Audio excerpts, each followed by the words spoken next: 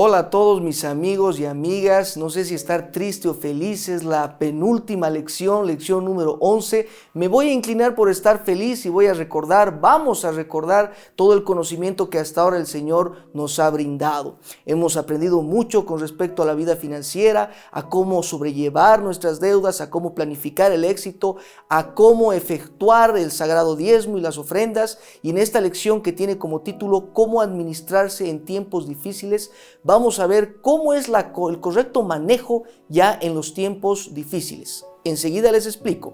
Pero antes, hay que aclarar que nuestro paso por el mundo es muy fugaz y no resulta un jardín de rosas. Menos para quienes nos acercamos a Dios, somos el principal blanco de los dardos del enemigo.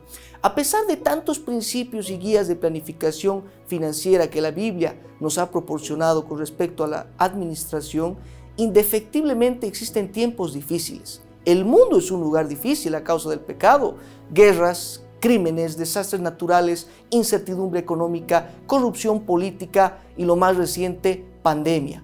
Hacen que cada día sea una victoria, y esta victoria solo la podemos alcanzar con Dios. En Salmos capítulo 50, versos 14 y 15 dice: "Sacrifica a Dios alabanza y paga tus votos al Altísimo, e invócame en el día de la angustia, te libraré y tú me honrarás". Bajo este texto podemos empezar.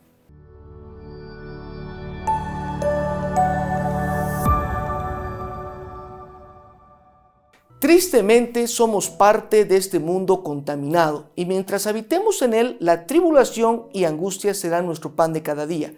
Pero para quienes hemos aceptado a Cristo como nuestro Salvador, tenemos también en él un pastor, el cual nos cuida, guía y protege. Salmos capítulo 23, versos 1 al 4 dice: "Jehová es mi pastor, nada me faltará. En lugares de delicados pastos me hará descansar, junto a aguas de reposo me pastoreará. Confortará mi alma, me guiará por sendas de justicia, por amor de su nombre. Aunque ande en valle de sombra de muerte, no temeré mal alguno, porque tú estarás conmigo, tu vara y tu cayado me infundirán aliento". Yo les pregunto, ¿dónde debe estar depositada nuestra confianza? ¿En Dios o en nuestros recursos? ¿En nuestra fuerza o en la fuerza de Él? Veamos qué dice el hombre más sabio que pisó la tierra. Proverbios capítulo 11, verso 28 dice: "El que confía en sus riquezas caerá, mas los justos reverdecerán con ramas". En la pandemia hemos visto muchos casos, muchas lecciones. Particularmente yo pude ver de cerca un conocido, una persona de mucho dinero, que incluso tenía un hospital a su alcance, que incluso tenía un cuarto de hospital asegurado con todos los ventiladores, el oxígeno, etcétera, que igual padeció en manos del virus. El mal no discrimina. Puede entrar desde el palacio del rey hasta la choza del humilde esclavo. No hay barrera para el pecado y para el mal y para lo que se proponga el enemigo. Entonces, si tú vas a depositar tu confianza en el poder, en tus influencias, en tus riquezas o demás, estás depositando en saco roto. Debemos depositar siempre toda nuestra esperanza en Dios. Hay una cita atribuida al gobernante británico Oliver Cromwell, quien antes de una batalla arengó a su ejército: "Confíen en Dios, muchachos, y mantengan la pólvora seca". En otras palabras, haz todo lo posible para tener éxito, pero al final date cuenta que solo Dios puede darte la victoria. Ahora que entendimos que nuestra confianza debe estar depositada en Dios y no en nuestras cuentas bancarias, debemos entender que no existe un compromiso a medias con Cristo. O estás con Cristo o no estás con Cristo. Debes elegir un bando. Marcos capítulo 12, versos 30 dice: "Y amarás al Señor tu Dios con todo tu corazón y con toda tu alma y con toda tu mente y con todas tus fuerzas. Este es el principal mandamiento". Este mandamiento involucra todo nuestro ser, mente, alma, cuerpo, espíritu, todo. Debemos estar realmente muy estrechamente comprometidos en la obra de Dios, muy afines a los designios de Dios y no de manera parcial. No existe un te quiero para con Dios, solo existe un te amo. No existe el diezmar cada que queremos. El diezmo es cada que recibimos su bendición. La lealtad empieza desde los detalles microscópicos y así la lealtad astronómica será un hecho. Lucas capítulo 16, verso 10 es un texto muy poderoso. Les recomiendo, amigos y amigas, que lo memoricen y que lo apliquen en sus vidas. Realmente va a ser muy fructífero. Dice así: el que es fiel en lo muy poco, también en lo más es fiel. Y el que en lo muy poco es injusto, también en lo más es injusto. Los pequeños detalles insignificantes en realidad son detalles muy significantes. Nuestra fidelidad se va probando en las cosas pequeñas. Así, cuando llega la gran prueba y la enormidad de enfrentar nuestras luchas, el Señor va a estar con nosotros porque estuvo en nuestra fidelidad pequeña y también va a estar en la grande. Ahora bien, vamos a entrar a un segmento muy delicado de esta lección, pero muy perentorio en cuanto al mensaje. Mucha atención y concentración. Para quienes estudiamos la Biblia con diligencia y sinceridad de espíritu, es decir, con animosidad de conocer los designios del Señor nuestro Dios, su palabra nos revela que la segunda venida de Cristo está a la vuelta de la esquina. Y esta segunda venida, si bien será una segunda venida en gloria y majestad, antes de eso, previo a ese retorno, vendrá un tiempo que nunca hubo sobre la faz del mundo, un tiempo de gran tribulación. Leamos 2 de Pedro capítulo 3, versos 3 al 12. Sabiendo primero esto, que en los postreros días vendrán burladores, andando según sus propias concupiscencias y diciendo: ¿dónde está la promesa de su advenimiento? Porque desde el día en que los padres durmieron, todas las cosas permanecen así como desde el principio de la creación. Estos ignoran voluntariamente que en el tiempo antiguo fueron hechos por la palabra de Dios los cielos y también la tierra, que proviene del agua y por el agua subsiste, por lo cual el mundo de entonces pereció anegado en agua. Pero los cielos y la tierra que existen ahora están reservados por la misma palabra, guardados para el fuego en el día del juicio y la perdición de los hombres impíos. Mas, oh amados, no ignoréis esto, que para con el Señor un día es como 1000 años y 1000 años como un día. El Señor no retarda su promesa, según algunos la tienen por tardanza, sino que es paciente para con nosotros, no queriendo que ninguno perezca, sino que todos procedan al arrepentimiento.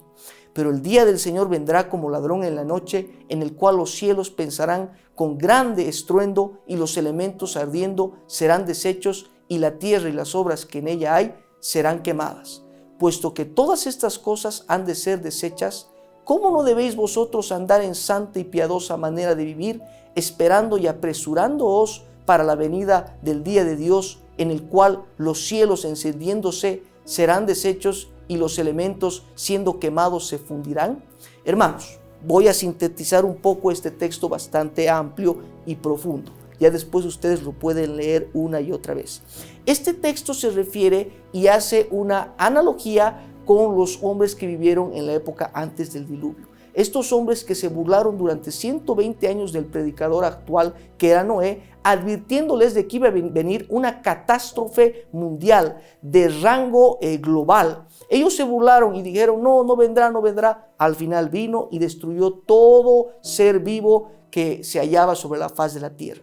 Lo mismo ocurrirá en el tiempo del fin, pero esta vez la destrucción será con fuego. Se fundirán los elementos, se derretirán toda la creación del hombre, será puesta en cenizas. ¿Y qué nos dice este texto? Que debemos estar preparados. Así que cuando el Señor venga, nosotros lo estemos esperando. Y no sea que el Señor venga como ladrón en la noche, que no sabemos cuándo entró, cuándo llegó y cuándo se fue sin nosotros. Entonces, este texto es un texto que lleva, por supuesto, una proyección profética del cual nosotros debemos estudiar, pero más o menos yo les sintetizo de qué trata. Hermanos, estamos en los umbrales de la eternidad. Las profecías se han cumplido a cabalidad. Los indicadores del retorno de Cristo están sucediendo como la caída de las fichas del dominó. Es tiempo de simplificar nuestras vidas con respecto a las posesiones y bienes acumulados. Debemos cumplir con nuestras obligaciones en la familia, sí. Debemos costear las necesidades emergentes, claro que sí. Pero el resto de recursos deben ser usados para la obra del Señor, para difundir el mensaje glorioso que nos ha sido confiado. Leamos Filipenses capítulo 2, verso 12, dice: Por tanto, amados míos, como siempre habéis obedecido, no como en mi presencia solamente, sino mucho más ahora en mi ausencia, ocupaos en vuestra salvación con temor y temblor. Un texto complementario, 1 de Juan capítulo 12, versos 15 y 17 dice: no améis al mundo ni las cosas que están en el mundo. Si alguno ama al mundo, el amor del Padre no está en él, porque todo lo que hay en el mundo, los deseos de la carne, los deseos de los ojos y la vanagloria de la vida, no proviene del Padre, sino del mundo. Y el mundo pasa y sus deseos, pero el que hace la voluntad de Dios permanece para siempre. Otro texto más, Colosenses capítulo 3, verso 2 dice: poned la mira en las cosas de arriba, no en las de la tierra. Para finalizar, la Biblia presenta un cuadro doloroso antes de la segunda venida de Cristo. Como les decía anteriormente, se conoce como el tiempo de angustia de Jacob, un tiempo de tribulación que nunca se vio antes en la tierra ni se verá después. Y es increíble, pero el aspecto financiero jugará un rol preponderante en los eventos finales. Así es, usted se preguntará, ¿el dinero tendrá algo que ver en el tiempo del fin? Pues sí, Apocalipsis capítulo 13, versos 11 y 17 dice. Claro, esto está en lenguaje profético, pero enseguida yo les voy a explicar cuál es el mensaje. Después vi otra bestia que subía de la tierra y tenía 2 cuernos semejantes a los de un cordero, pero hablaba como dragón y ejerce toda la autoridad de la primera bestia en presencia de ella, y hace que la tierra y los moradores de ella adoren a la primera bestia cuya herida mortal fue sanada. Desde aquí me interesa, hermanos, atención. También hace grandes señales de tal manera que aún hace descender fuego del cielo y a la tierra delante de los hombres, y engaña a los moradores de la tierra con las señales que se le ha permitido hacer en presencia de la bestia, mandando a los moradores de la tierra que le hagan imagen a la bestia que tiene la herida de espada y vivió. Y se le permitió infundir aliento a la imagen de la bestia, para que la imagen hablase e hiciese matar a todo el que no la adorase. Y hacía que todos, pequeños y grandes, ricos y pobres, fíjense cómo empieza a hablar ya de un estatus económico, ricos y pobres, libres y esclavos, se les pusiese una marca en la mano derecha o en la frente, y que ninguno, fíjense, pudiese comprar ni vender. ¿Van notando la terminología utilizada? Sino el que tuviese la marca o el nombre de la bestia o el número de su nombre. Yo empiezo a preguntarles, ¿no se podrá comprar ni vender? ¿Cuánto de nuestra vida actual gira en torno de la compra y venta? No poder comprar ni vender prácticamente significa no poder funcionar en la sociedad. La presión sobre los que permanezcan fieles en aquel tiempo será enorme. Por eso Dios desde ahora nos está capacitando a no ser esclavos del dinero, dependientes de lo metálico, de lo monetario, ni de las cosas de este mundo, ser más bien desprendidos. Es por eso que la bendición del diezmo, la gloria de las ofrendas, hallan en nosotros cabida cuando entendemos lo que significa ser desprendidos al dinero y no ver el dinero como nuestro Dios, sino verlo simplemente como una bendición y como un poder de bondad que puede actuar para el bienestar de otros. Si no estamos atados ahora, no lo estaremos cuando suceda la gran tribulación. Nos conservaremos fieles ante Dios y no vacilaremos en renunciar al dinero o a cualquier otra cosa. Todo sea por el bendito nombre de nuestro Señor Jesús. Nos vemos en la próxima y última lección. Repasen por favor su folleto de escuela sabática, lean la última lección que por supuesto dará el mensaje final, y hasta la próxima.